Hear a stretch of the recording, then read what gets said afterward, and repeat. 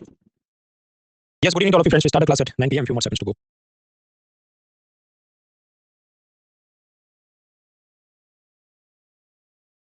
30 more seconds.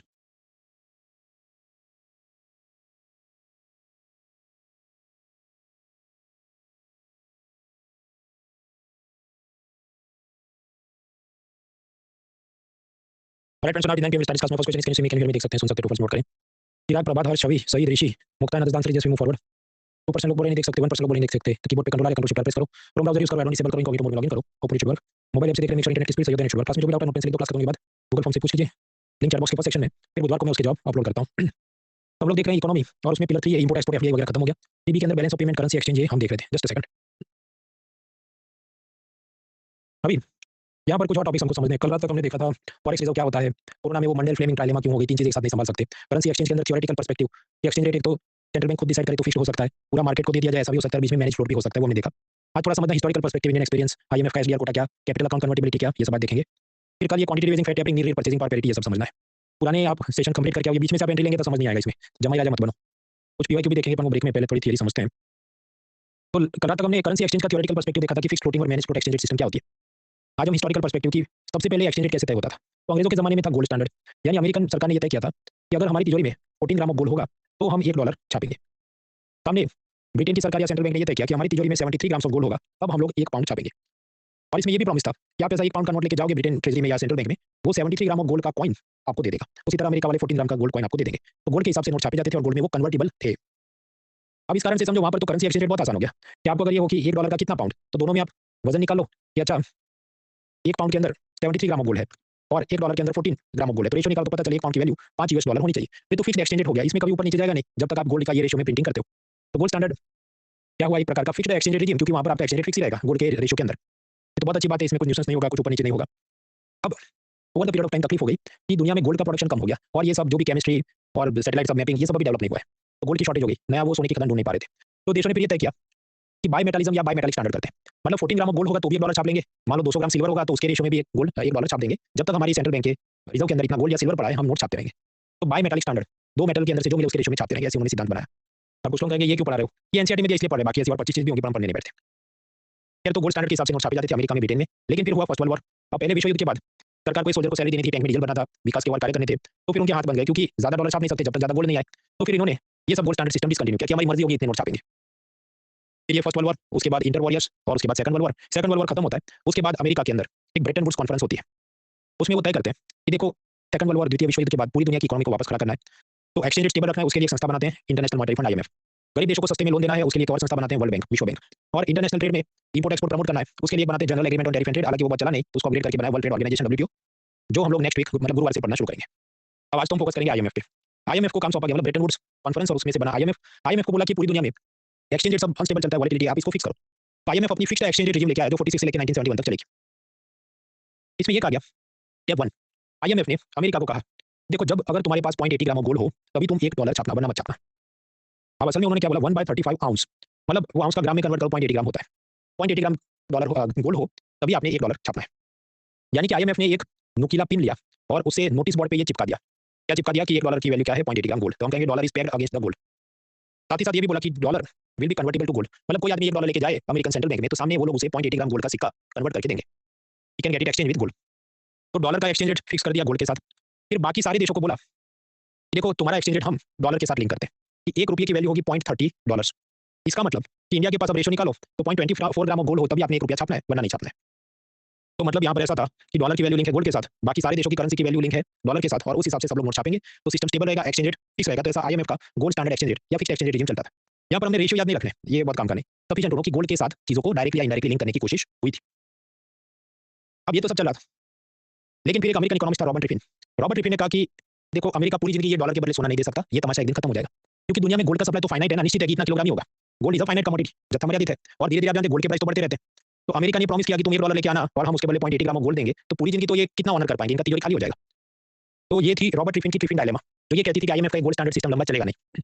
और उसकी बात सही साबित हुई, क्योंकि जब हम आगे बढ़ते 1971 तक तो नया प्रेसिडेंट आता है रिचर्ड निक्सन. उसने कहा कि हाँ बराबर है, गोल्ड का सप्लाई फाइनाइट नहीं है, मैं पूरी जिंदगी का सबका अड्डा लेके बैठा कि गोल्ड एक्सचेंज करता फिर तो मैं तो नहीं करूंगा बस. तो निक्सन ने कहा कि यूएसए ये ब्रेटन वुड या फिक्स्ड एक्सचेंज रेट रिजीम में से बाहर निकलता है और धीरे धीरे वो तो कंप्लीटली फ्री मार्केट सिस्टम में चलेगा कि बाजार ही तय करे डॉलर का क्या एक्सचेंज रेट होगा, हम तो कुछ देखेंगे नहीं उसमें। अब जैसे ही अमेरिका पिसक गया तो बाकी भी देश अब क्या करेंगे, धीरे धीरे वो भी पिसक जाएंगे। तो जैसे कि इंडिया ने अपना लिया मैनेज्ड फ्लोट, चाइना थोड़ी देर फिक्स्ड एक्सचेंज में रहा, वो भी 2005 से मैनेज्ड फ्लोट में आ गया। मैनेज्ड फ्लोट क्या है कि नॉर्मली मार्केट डिसाइड करे एक्सचेंज रेट क्या होगा, लेकिन जब बहुत ज्यादा उथल-पुथल हो जाए, वॉलेटिलिटी हो जाए, तो उसे कंट्रोल करने के लिए सेंट्रल बैंक कुछ कदम उठाएगी। ये तो गेम तो खत्म हो गया। अब इस गेम में जैसे ये देखो इक्वाडोर नाम का साउथ अमेरिका का एक छोटा सा देश है, उसने कहा भाई ये लोकल करेंसी अपना कुछ छापेंगे, कहाँ एक्सचेंज रेट, फॉरेक्स रिजर्व, ये सब अपने को नहीं चाहिए। हम तो सीधा ही डॉलर को अपनी लीगल टेंडर मानते हैं। तुमको हमारे शहर में देश में आना आओ, जो भी शॉपिंग करने करो, डॉलर देना, हम स्वीकार करेंगे। हम भी अपने वर्कर्स को सैलरी में डॉलर देंगे, अपनी लोकल करेंसी रखनी नहीं है, कोई झंझट नहीं चाहिए अपनी। इस प्रोसेस को कहते हैं डॉलराइजेशन, यानी कि डॉलर को ही अपनी वैधानिक मुद्रा मान लेना। तुम्हारा टैक्स भरने, स्कूल की फी भरनी है, चाहे बिस्किट कुछ भी, you can pay in dollars. They don't have their local currency. उसी तरह Marshall Island, Palau, East Timor वगैरह ने भी अपनी डॉलर को अपना लिया। मार्शल आइलैंड आगे चल के अपनी एक और करेंसी बनाया, सो वो हमने पिलर 1 में देखा था। अब आपको प्रश्न होगा कि ये लोग कैसे सस्टेन कर पाएंगे। देखिए समझो इक्वाडोर एकदम छोटा सा देश है, मान लो उसमें आबादी 10-20 लाख लोग की, और उसमें से बहुत सारे लोग तो अमेरिका गए होंगे, वो अपनी फैमिली को पैसा भेजते होंगे, बाकी टूरिस्ट आया थोड़ा इन्होंने एक्सपोर्ट कर दिया, तो इतना डॉलर आ ही जाएगा कि इनकी इकोनॉमी चलती रहे। तो they don't have to print their local currency, खुद की मुद्रा छापना जरूरी नहीं है उनके लिए। तो ये हमने देखा फिक्स्ड, फ्लोटिंग, मैनेज्ड और उसके बाद हिस्टोरिकल पर्सपेक्टिव। अब इसमें भारत के अंदर क्या सीन हुआ, अंग्रेजों के जमाने में एक्सचेंज रेट कैसे तय होता था। पहले तो जो भी मुगल होंगे उनकी कुछ करेंसी चलती होगी, अशरफी दिनार जो भी, वो हिस्ट्री में देख लेना। फिर अंग्रेजों का शासन, उसमें भी है क्या 1857 का विप्लव, और उसके बाद उनका रानी का शासन आएगा, वो अपनी रुपया करेंसी चालू करेंगे। तो प्रश्न होता है अंग्रेजों के जमाने में भारत के रुपये का एक्सचेंज रेट वो कैसे तय करते थे। वो हमें असल में पढ़ना जरूरी नहीं है, लेकिन कुछ स्टेट सर्विस एग्जाम वाले वो पूछते हैं, इसलिए मैं आपको बता रहा हूँ। तो 1960 ऑनवर्ड्स फिक्स्ड फिड्यूशियरी सिस्टम थे। मतलब वो ऐसा कि 10 करोड़ तक के नोट ऐसे ही छाप देंगे, 10 करोड़ से ज्यादा छापना है नोट भारत का रुपया जो भी, तो उसके लिए फिड्यूशियरी मतलब ट्रस्ट होना चाहिए। मतलब या तो गवर्नमेंट सिक्योरिटी कि आपने 10 करोड़ तक का छाप दिया, लेकिन उसके बियॉन्ड करना है तो गोल्ड सिल्वर वगैरह से आपको प्रोपोर्शन में छापना होगा। मतलब यू नीड सम गोल्ड और सिल्वर, तभी आप भारत का रुपया छाप सकते हैं। शुरुआत के 10 करोड़ गवर्नमेंट सिक्योरिटी के प्रोपोर्शन में छाप सकते हैं, उसके बियॉन्ड सब गोल्ड सिल्वर मांगता है। अच्छा, लेकिन इसका एक्सचेंज रेट क्या होगा कि एक भारत के रुपये का ब्रिटिश पाउंड में क्या मूल्य होगा, तो ये ब्रिटिश अथॉरिटी डिसाइड करती थी। मतलब फिक्स्ड एक्सचेंज रेजिम था कि what will be the value of 1 rupee against pounds. फिर 1935 तक पहुंचते हैं, तब तक आरबीआई बन जाएगी। फिर ये लोग लेके आते हैं प्रोपोर्शनल रिजर्व सिस्टम। वो ऐसा कहता है कि आरबीआई को जितने नोट छापने उसके अनुपात में 40% गोल्ड आरबीआई के पास होना चाहिए। मतलब आरबीआई को 100 करोड़ के नोट छापने हैं तो 40 करोड़ का गोल्ड आरबीआई के रिजर्व में होना चाहिए। ये भी याद नहीं रखना परसेंटेज क्या था, हमें सिर्फ वर्ड्स की अच्छा ऐसा था। तो शुरुआत में फिक्स्ड फिड्यूशियरी सिस्टम, फिर आया प्रोपोर्शनल रिजर्व सिस्टम। आजादी के बाद आरबीआई ने क्या किया, तो आरबीआई एक्ट में लिखा है उस हिसाब से जितनी एसेट्स होंगी उतने प्रोपोर्शन में लायबिलिटी में नोट छापेंगे। वो पूरा मुद्दा पिलर 1 2 में देख चुके हैं। तो आरबीआई के एसेट साइड पे गोल्ड, उसके सिक्के, बिस्किट, ये सब फॉरेन सिक्योरिटी या फॉरेन करेंसी जो भी उसके पास पड़ी हो, और भारत सरकार की सिक्योरिटी। मान लो ये 10 है, ये 10 है, ये 10 है, तो सामने 30 रुपए का कॉइन करेंसी मार्केट में घूम रहा होगा, जो आरबीआई की लायबिलिटी है वो कैसे है, ऑलरेडी हम पिलर 1 2 में देख चुके हैं। तो आरबीआई इसके सामने ये सब छापती है। अब प्रश्न कि यहाँ अगर गवर्नमेंट सिक्योरिटी, सपोज भारत सरकार को लोन चाहिए और अभी एफआरबीएम एक्ट बनाना है, एफआरबीएम एक्ट में सब है कि RBI government security primary market से नहीं खरीद सकती, वो सब हमने देखा था। लेकिन उसके पहले का जमाना है 1947-50 जो भी, तो भारत सरकार की हमको लोन चाहिए, गवर्नमेंट सिक्योरिटी और आरबीआई तुम हमको ₹1.5 छाप के दे दो, तो शायद वो छापते होंगे। अब अगर ऐसा हो गया कि भारत सरकार गोल्ड नहीं गवर्नमेंट सिक्योरिटी देके अपने रुपये छपवाती रहे, तो फिर तो ये सिस्टम डिस्टर्ब हो जाएगी, क्योंकि सामने हमने क्या तय किया था कि $1 की वैल्यू है 0.80 ग्राम ऑफ गोल्ड, भारत के रुपयों की वैल्यू डॉलर के प्रोपोर्शन में ये है, तो तुम्हें इतने गोल्ड के सामने छापना होगा, लेकिन तुम तो ऐसे हवा में छाप दोगे तो फिर नहीं जमेगा। इसलिए उस जमाने में आईएमएफ ने भारत पे कुछ शर्तें रखी थी कि अगर आप गवर्नमेंट सिक्योरिटी के प्रोपोर्शन में नोट छापते रहोगे तो सिस्टम डिस्टर्ब हो जाएगा, इसलिए आपने कुछ गोल्ड रखना होगा। तो 1956 से लेकर 70 तक उसे हम कहते थे minimum reserve system. Minimum reserve system ऐसी थी कि आरबीआई के पास मिनिमम X करोड़ का गोल्ड होना चाहिए, मिनिमम X करोड़ की फॉरेन करेंसी और फॉरेन गवर्नमेंट की सिक्योरिटीज होनी चाहिए, यूएस ट्रेजरी बॉन्ड वगैरह, तभी आप इंडियन करेंसी नोट छाप सकते हैं। अगर इतना गोल्ड और गवर्नमेंट सिक्योरिटी फॉरेन कंट्री की नहीं रखी, तो हम भारत के रुपये का डिवैल्यूएशन करा देंगे या मूल्यन करा देंगे। मतलब मान लो कि $1 पहले 5 का हो तो उसको 7 का करा देंगे, तुम्हारा और नीचे गिरा देंगे। तो ये सब बातें हुई थी। लेकिन फिर 1971 ऑनवर्ड्स अमेरिकन प्रेसिडेंट निक्सन तो निकल गया कि मैं नहीं मानता ब्रेटन वुड्स को, और उसके बाद भारत और बाकी देशों ने जो थोड़ा बहुत संभाला होगा, 1995 के बाद हमने भी छोड़ दिया कि हम भी ब्रेटन वुड्स नहीं, हम अपने हिसाब से करेंगे। लेकिन फिर भी शर्त कुछ है अपने आरबीआई एक्ट में कि मिनिमम X करोड़ का गोल्ड रखना होगा, और फिर बाकी जितनी भी आपको फॉरेन करेंसी है, फॉरेन गवर्नमेंट की सिक्योरिटीज है और भारत सरकार की सिक्योरिटी, उसके प्रोपोर्शन में आप नोट छाप सकते हैं। तो मिनिमम रिजर्व सिस्टम इसको कहा गया, क्योंकि यहाँ आरबीआई एक्ट में कुछ लिखा है कि आपको मिनिमम अमाउंट ऑफ गोल्ड कितना रखना पड़ेगा, और बाकी एसेट्स हैं उस हिसाब से आप नोट छापते रहो। तो अभी खिचड़ी मत करना, मिनिमम रिजर्व सिस्टम क्या है कि आरबीआई कितने नोट छाप सकता है, जिसमें मिनिमम इतना गोल्ड होना चाहिए, बाकी गवर्नमेंट सिक्योरिटी फॉरेन एसेट्स ये सब की मदद से छापो। तो ये how much currency will be printed उसको डिसाइड करता है मिनिमम रिजर्व सिस्टम, जो अभी भी जारी है। मैनेज्ड फ्लोट सिस्टम क्या है कि $1 का वैल्यू कितना होगा, 75 होगा, 85 होगा, उसको डिसाइड करने का सिस्टम है। और वो मैनेज्ड फ्लोट में क्या होता है, नॉर्मली मार्केट डिसाइड करता है, लेकिन अगर बहुत ज्यादा अस्थिरता हो जाए, too much volatility, then RBI will intervene, RBI कदम उठाएगा। तो two things are separate. Minimum reserve system से तय होता है कितना नोट छपेगा, मैनेज्ड फ्लोट से तय होगा उन नोटों का डॉलर के सामने क्या एक्सचेंज रेट होगा। आइए 30 सेकंड इसको दिमाग में उतारो, फिर आगे बढ़ते हैं।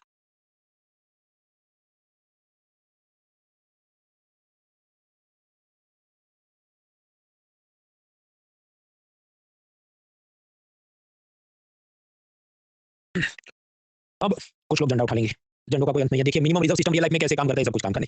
47 से 56 में क्या हुआ, वो भी काम करने। अगर 71 में निक्सन चला गया तो 71 से 95 तक कैसे इन्होंने संभाला, वो भी काम करने। एनसीईआरटी में कुछ करेंसी बोर्ड पेगी मेथड लिखा, उसका क्या, उसका कॉस्ट बेनिफिट अच्छा नहीं है, तो दिमाग खर्च नहीं करेंगे। देखिए इसमें 50 स्लाइड और भी बना के इसको और खींच सकते हैं अपन, फिर बाकी भी सब्जेक्ट पढ़ने और ये इकोनॉमी सब्जेक्ट भी खत्म करना है, तो जितना पढ़ा वो काफी है।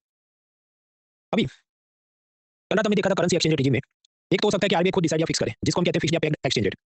तो 1991 तक तो वो सब चल रहा था, तो आरबीआई ने रुपये को डॉलर के मुकाबले 18 to 90% डीवैल्यू कर दिया, यानी कमजोर कर दिया। मतलब जो भी उस जमाने मान लो $1 का 10 रुपया हो, उसका 15 किया हो, 20 किया, कुछ किया होगा। आरबीआई ने खुद ही रुपये को कमजोर किया था, क्योंकि आरबीआई को लगा अपने पास इतना फॉरेक्स रिजर्व है ही नहीं कि इसको स्टेबल रख सके, तो इसको गिरने दो, और गिरना ही है तो इतने लेवल पे उसको रखो। That was 1991। फिर 1992 में आरबीआई लेके आया ड्यूअल एक्सचेंज रेट सिस्टम। उसमें ऐसा किया था कि मुझे $100 चाहिए, कोयला ऑस्ट्रेलिया या कहीं से मंगवाना है, मेरे रुपये लेके मुझे डॉलर में कन्वर्ट करके दो। तो आरबीआई ये कहेगा कि देखो तुमको $100 कन्वर्ट करने हैं, तो उसमें से $50 तुम मार्केट रेट पे कन्वर्ट करो, और बाकी के $50 आरबीआई जो तय करे उस फिक्स रेट पे, कि मान लो $1 के ₹20, इस रेट पे तुम कन्वर्ट कर सकते हो। ऐसा हम मार्केट में सब चीजें सेटल करेंगे, जो भी फॉरेन करेंसी के डीलर्स हैं उनके साथ हम मंत्रणा करके ऐसी सिस्टम चलाएंगे। तो इसे कहा ड्यूअल एक्सचेंज रेट, की करेंसी आधी मार्केट रेट पे तय होगी और आधी जो भी आपको चाहिए वो आरबीआई जो डिसाइड करे उस रेट पे एक्सचेंज करनी होगी। उसके बाद 1993 में आरबीआई ने तय किया कि ये भी अपने से संभलेगा नहीं, मार्केट को ही सब तय करने दो। तो manage the float exchange rate regime, कि जिसके अंदर नॉर्मली मार्केट तय करता है, लेकिन अगर एक्सचेंज रेट बहुत गड़बड़ हो जाता है आरबीआई इंटरवीन करता है। इस manage float exchange rate regime को यूनिफाइड एक्सचेंज रेट भी कहते हैं, इसलिए क्योंकि पहले ड्यूअल एक्सचेंज था ना, $100 कन्वर्ट करने तो आधे मार्केट रेट पे होते थे, आधे आरबीआई के रेट पे होते थे, अब क्या सिंगल रेट है, तो यूनिफाइड एक्सचेंज रेट भी इसको बोलते हैं। ये सब एक लाइन में याद रखना है। तो we are done with theoretical perspective, historical perspective. इसके बाद का मुद्दा है SDR, special drawing rights. Pakistan का रोड एक्सीडेंट हो गया और वो हॉस्पिटल में गया जिसका नाम है आईएमएफ। तो भारत आ गया, मैं ब्लड दूंगा, बी पॉजिटिव है। अमेरिका आ गया, मैं ब्लड दूंगा, ये पॉजिटिव है। चाइना आ गया, मैं ब्लड दूंगा, ये नेगेटिव है। और पाकिस्तान के भाई मैं खुद भी नेगेटिव आदमी हूं, तो मुझे कोई खून चढ़ नहीं सकता। तो then what is the solution? तो फिर आपको चाहिए ओ नेगेटिव ब्लड ग्रुप, वो किसी को भी चढ़ा सकते हैं। O negative is universal donor, सबको ब्लड चढ़ा सकता है।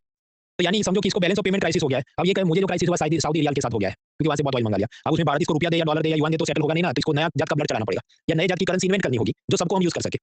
That is called SDR. वैसा कि भारत आईएमएफ के ब्लड बैंक में अपना रुपया दे दे, अमेरिका डॉलर दे दे, चाइना अपना युआन या रेनमिन भी दे दे, और फिर वो सारे ब्लड्स को मिक्स करके आईएमएफ के पास एक स्पेशल मशीन है, वो नया करेंसी बना देती है, एसडीआर।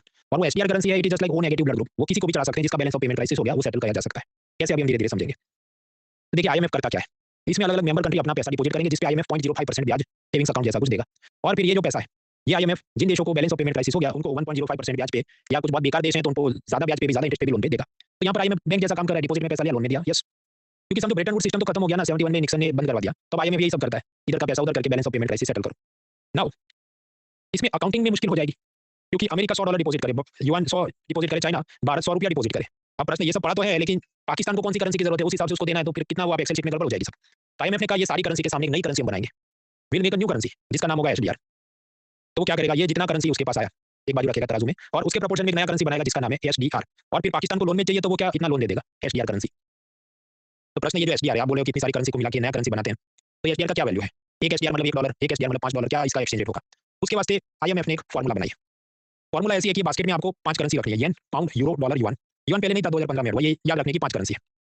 फिर इनकी जो फॉर्मूला है, देखिए एक सिंपल एवरेज होता है, a + b / 2। फिर एक वेट एवरेज हो सकता है कि 2a + 3b / 5। तो ये ऐसा वेट एवरेज का फॉर्मूला है। ये क्या होता है वेट एवरेज, वो सीसेट के क्लासेस में आप देख लेना।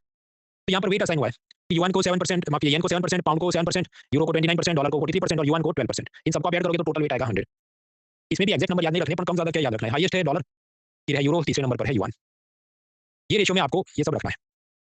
अब कुछ लोग झंडा उठाएंगे कि भारत विश्व गुरु बन गया है तो अपना करेंसी का नाम इसमें क्यों नहीं है। देखिए आईएमएफ वो देखेगा आपके देश का कितना पोटेंशियल है, कि ग्लोबल ट्रेड में आप कितना एक्सपोर्ट करते हो, आपकी इकोनॉमी कितनी ओपन है, क्या हर एक सेक्टर में एफडीआई एफपीआई वगैरह की अनुमति है, या उस पर बहुत ज्यादा रिस्ट्रिक्शन है। तो ये सब देखते हुए समझो पहले 4 ही करेंसी थी, युआन भी 2015 में ऐड हुआ जब उसने बहुत सारे रिफॉर्म लिए चाइना ने। अपना भी नंबर कभी आएगा जब हम और ज्यादा एक्सपोर्ट करेंगे और ज्यादा अपनी एफडीआई पॉलिसीज को लिबरलाइज करेंगे। अभी तो भारत है नहीं। फिर हमने बास्केट में करेंसी ली, उसको वेट असाइन किया, फिर इनका एक्सचेंज रेट लिख देना है। वैसा कि डॉलर का एक्सचेंज रेट डॉलर में क्या है $1, युआन का मान लो $1 का 67 युआन है, ऐसा सबका लिख दो। फिर उसकी फॉर्मूला होगी जो B3A + 2B / 5, ऐसा यहाँ पर ये weight multiply with exchange rate बोल के वो कुछ निकालेगा। अब जब वो निकालेगा तो सपोज जवाब ऐसा है कि 1 एसडीआर = 1.40 डॉलर्स। और मान लीजिए उस वक्त एक्सचेंज रेट चला कि $1 का 70 रुपया है, तो एक एसडीआर का क्या वैल्यू होगा, 98। तो ये लोग ऐसा करके एसडीआर की डॉलर में वैल्यू कैलकुलेट करेंगे, और फिर बाकी सब अच्छा डॉलर के सामने अपने करेंसी का क्या चला है उसके साथ कैलकुलेट कर लेंगे। तो ये है आईएमएफ की नई करेंसी एसडीआर, जिसको पेपर गोल्ड या अकाउंटिंग नॉर्म्स भी है। मतलब ये पहले तो आईएमएफ याद करो गोल्ड स्टैंडर्ड सिस्टम चलाता था, वो तो बंद हो गया, निक्सन छोड़ के चला गया। तो अब ये जो खेल कर रहे हैं ये सब पेपर गोल्ड का है या अकाउंटिंग का गेम है, ऐसा वो बोलते हैं। प्रश्न पर इससे अपने को काम कैसे करेगा। देखिए ये जो मैंने आपको वेट्स बताया उसमें भी पहले कुछ और था फिर कुछ और था, वो सब जनरल नॉलेज हैंडआउट में दिया जितना याद है, ठीक है, वरना not. Anyways but how do we benefit from this. वैसा कि मान लीजिए भारत 13 बिलियन एसडीआर हमको कहा जाए कि तुम डिपॉजिट करो, तुम्हारा इतना कोटा है, तो उसके प्रोपोर्शन में फिर हम गिनने बैठेंगे, अच्छा कि एक इतना $1.40 का एक एसडीआर है, उस हिसाब से हमको इतना रुपया डॉलर के प्रोपोर्शन में गिन के आपको डिपॉजिट करना है। तो ट्रक भर के भारत सरकार या भारत का रिजर्व बैंक पैसा आईएमएफ को देगा, आईएमएफ उसके बदले अपने को 13 बिलियन एसडीआर दे देगा। और देगा मतलब असल में उनके पास ही रहेगा और हम ब्याज कमाएंगे, पर ये हमारा हुआ। फिर भविष्य में जब भी बैलेंस ऑफ पेमेंट क्राइसिस हो जाए तो हमें इसको यूज कर लेना है। तो हर एक देश मतलब भारत का रुपया, सऊदी रियाल, पाकिस्तानी रुपया, ये सब आप डॉलर से रेशो निकालो और फिर डॉलर का एसडीआर से रेशो निकालो और इस हिसाब से आप डिपॉजिट कर दो आईएमएफ के अंदर। तो भारत ने रुपया डिपॉजिट किया और आईएमएफ ने उसके बदले हमको 13 बिलियन एसडीआर दे दिए। अब मान लीजिए हमें कतर के साथ बैलेंस ऑफ पेमेंट का क्राइसिस हो जाए कि हमने उसको जितना भी ऑयल मंगवाया था देने के लिए डॉलर या फॉरेन करेंसी बचे नहीं, तो पहले तो हम डॉलर से ही सेटल करने की कोशिश करें, नहीं हो रहा है तो अपने पास ये है उसमें से मान लो 2 बिलियन एसडीआर कतर को दे दिए कि भाई तुम्हारे साथ अपना जो भी इनइक्वालिटी हो गया था या सेटलमेंट करना था कर लो। हो सकता है इसी कतर ने चाइना से लोन लिया हो कुछ अपना हाईवे एयरपोर्ट बनाने के लिए, और वो भी उसको पैसा डॉलर में या दूसरी करेंसी में नहीं चुका पा रहा है, तो कतर भी उसको वो एसडीआर दे देगा कि तुम ले लो, लोन रीपेमेंट में करो, और फिर चाइना यही एसडीआर अपने खाते में आईएमएफ में डिपॉजिट कर देगा। फिर भविष्य में फिर आरबीआई को और जरूरत पड़े तो हम लोन में ले लेंगे यही एसडीआर और ऐसा ये गेम चलता रहे। तो वो वही बात है कि SDR acts as a whole blood group. किसी को भी प्रॉब्लम हो गई तो पहले तो जो भी रुपया डॉलर रिसीव करेंसी से सेटल करो, फिर भी नहीं हो रहा है तो एसडीआर आपके पास पड़ा है उसको देके आप सेटल करो, आगे वाला उसको आईएमएफ में डिपॉजिट करे और ब्याज कमाए, खेल चलता रहे। अब यहाँ प्रश्न होगा कि तो फिर कौन से देश को कितना ये एसडीआर करेंसी मिला है? तो आईएमएफ ने तय किया था कि टोटल हमारा कैपिटल होगा $700 बिलियन। तो मतलब ये रेट तो रोज चेंज होगा कि एसडीआर का डॉलर में क्या रेट है, क्योंकि उसकी फॉर्मूला हमने देखी, तो जो भी उस हिसाब से मान लो $477 बिलियन का एसडीआर हमारे पास होगा। अब इसमें हर एक देश को कितना एसडीआर दिया जाएगा? तो सबसे ज्यादा यूएसए को मिलेगा करीब 17%। क्यों? क्योंकि उनका जीडीपी ज्यादा है, उनके देश में एफडीआई और बाकी फॉरेन इन्वेस्टमेंट पॉलिसी काफी लिबरल है। इसका मतलब ये नहीं कि उसको सीधा दे देगा, असल में यूएसए ने डॉलर्स देने होंगे 17% के प्रोपोर्शन में और सामने आईएमएफ वाले उनको एसडीआर छाप के देंगे। भारत का कोटा कितना बनेगा? तो भारत का करीब 2% कोटा है, मतलब 477 बिलियन में से 2% एसडीआर अपने होते हैं, मतलब करीब 13 बिलियन एसडीआर हमारे होते हैं। ये भी हमको चाहिए तो हमको भी पैसा उनको देना पड़ेगा, फिर जाके वो कन्वर्ट करके देंगे। अब यहाँ पर भी ये जो नंबर है 276%, वो असल में कैपिटल का इतना हमारे हिस्से आएगा, लेकिन वोटिंग पावर हमारा 2.63 है। ऐसा कि वो जो भी अलग अलग टाइप के एसडीआर होंगे, वोटिंग राइट वाले, वोटिंग राइट वगैरह के, वो अपने लिए काम करने विल नॉट वेस्ट टाइम। एक और चीज, ये जो 13 एसडीआर हमको मिले, फिर हमें जब भी कोई क्राइसिस आ गई, डॉलर चुकाने है, कुछ करना है, वी कैन यूज इट। ये जो एसडीआर है 13 बिलियन एसडीआर, तो हमने कुछ करेंसी डिपॉजिट किया और उसके बदले हमको ये मिला है। अब ये जो एसडीआर है उसमें भी एक छोटा सा हिस्सा होता है रिजर्व ट्रांसपोजिशन यानी आरटीपी। आरटीपी के रूप में, मतलब पूरा एसडीआर होता है, उसमें कुछ पार्ट को बोलते हैं आरटीपी। वो क्या क्यों कैसे, उसमें टाइम वेस्ट नहीं करेंगे, आप यूट्यूब पे 1 घंटे के उसके टेक्निकल वीडियो देख सकते हैं। It is not going to make you more intelligent और more qualified to clear UPSC prelims, so will not waste time. Sufficient to know कि एसडीआर और उसका एक पार्ट होता है आरटीपी, दैट्स इनफ। अब ये तो चल रहा था, फिर आया कोरोना। कोरोना में आईएमएफ को लगा कि हमें और ज्यादा एसडीआर छाप के ये सब लोन देना चाहिए गरीब देशों को, तो we have to expand $650 billion कितना रिजर्व और बढ़ाना है। तो देखिए ऑलरेडी $700 बिलियन का तो एसडीआर छाप चुके हैं, अब ये क्या बोल रहे हैं कि एक्स्ट्रा और $650 बिलियन का और एसडीआर छापना है। तो इसका मतलब कि सब देशों ने, असल में तो आईएमएफ को इतना पैसा देना पड़ेगा, तो इंडिया का जितना भी कोटा इसमें बनता है 276, तो $650 बिलियन का 2.76%, मतलब $17-18 बिलियन हम आईएमएफ को देंगे, उसके बदले वो हमको एसडीआर देगा। ऐसा सब वो खेल करेंगे, तो मतलब एक्सपांड करते रहते हैं। इसमें भी numbers are not important, basic philosophy समझ लिया काफी है। अब ये आईएमएफ है तो कोई भी कंपनी का ऊपर बोर्ड ऑफ डायरेक्टर होता है, इधर बोर्ड ऑफ गवर्नर होता है, तो भारत की तरफ से कौन बोर्ड ऑफ गवर्नर में बैठेगा? फाइनेंस मिनिस्टर बैठते हैं। किसी कारण से वो बीमार हो तो आरबीआई गवर्नर जाके बैठ सकते हैं। तो RBI governor acts as alternate governor if the finance minister is unable to attend the meetings. तो दैट इज आईएमएफ का एसडीआर कोटा। इसके बाद हमको समझना है current account and capital account convertibility, लेकिन उसके लिए चाहिए फ्रेश माइंड। तो let's take a break. Break में आप ये क्वेश्चन ट्राई करिए, ब्रेक फॉर 5 मिनट्स।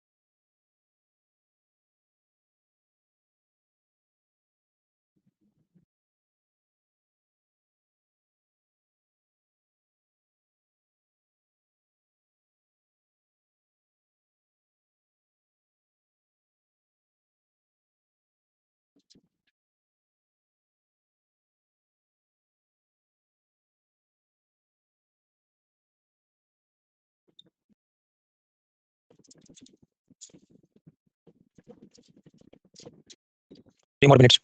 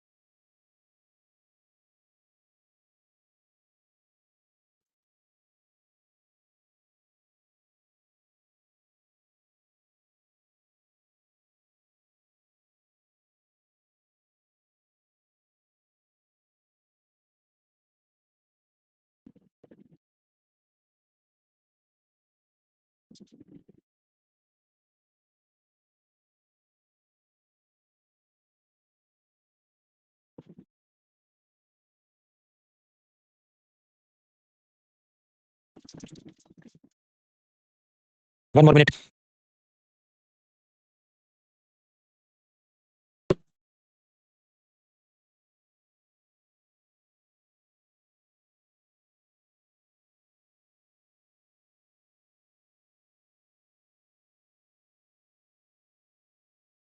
हाँ तो मित्र, आपको क्या लगता है ये डिवैल्यूएशन होगा तो उससे क्या जरूरी है कि हो जाएगा? Voting line end timer starts in 3 2 1 start. Supriya, Kriti, Anish, Gudiya, Ruchika, विवेक, दिव्या, तेजल, अमरीश, राम, आर्यन, सचिन, निखिल, शालू, तेजचंदन, अनुज, राजेश, कोशिका, मुनीश, सेमी, रंजित, मनीष, शुभम, साक्षी, मोहित, रुद्रा, अलका, ईशा, शिवांश, प्रभात, हुमायूं, अर्पिता, अंकुर, नंदिनी, दारवी, आस्था, अपूर्व, आनंद, ये सब लोग, फिर अभिषेक, छवि, अरविंद, अमर, उत्कर्ष, ईशा, मयंक, अविशा, निशिता, ओम करेक्ट आंसर।